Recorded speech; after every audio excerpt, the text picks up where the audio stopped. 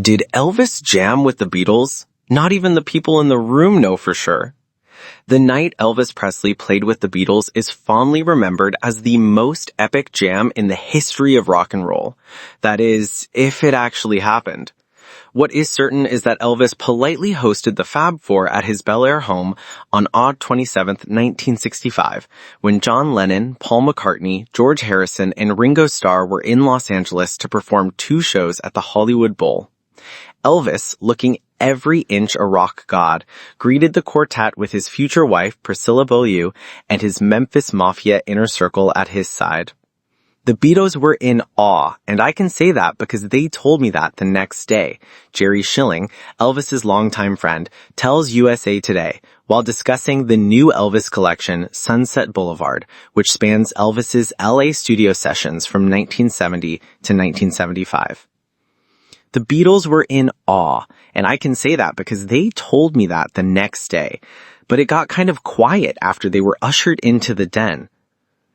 Elvis sat on the couch holding his Fender bass guitar as the 4 shaggy-haired Beatles stood and sat uneasily. Then Elvis announced, "If you guys are going to look at me all night, I'm going to bed," Schilling 83 recalls. Everyone burst out laughing, and that broke the ice.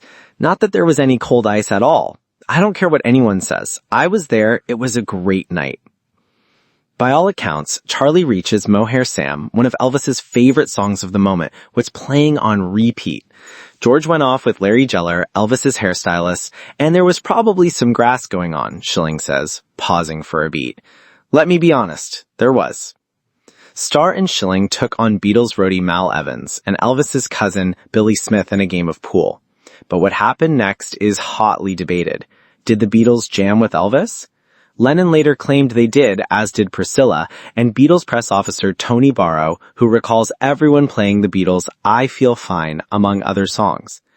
Music journalist Chris Hutchins, who witnessed the meeting, wrote that McCartney gave Elvis tips on bass as Presley played along with Cilla Black's You're My World. The day after the encounter, Harrison told radio reporter Larry Kane, "We were playing electric guitars and playing records and watching TV." While McCartney described a pleasant evening spent rock and rolling, playing the instruments, a bit of billiards, a bit of roulette.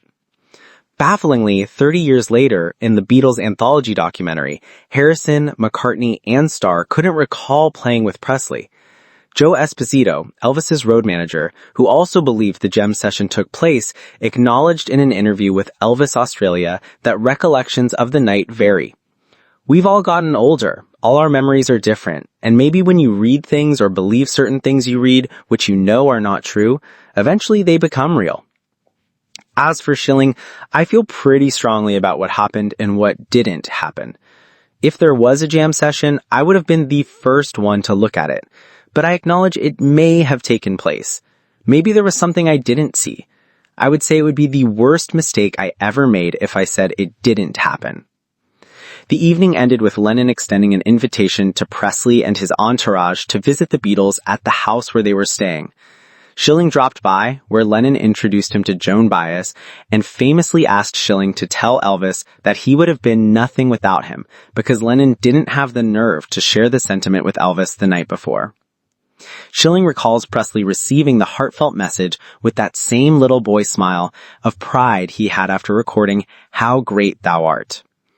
In the end, Schilling spent 2 more days with the Beatles and rode with them to the Hollywood Bowl when he realized, uh-oh, I'm really not doing my job with Elvis. So I get a car and go back home. I'm probably the only guy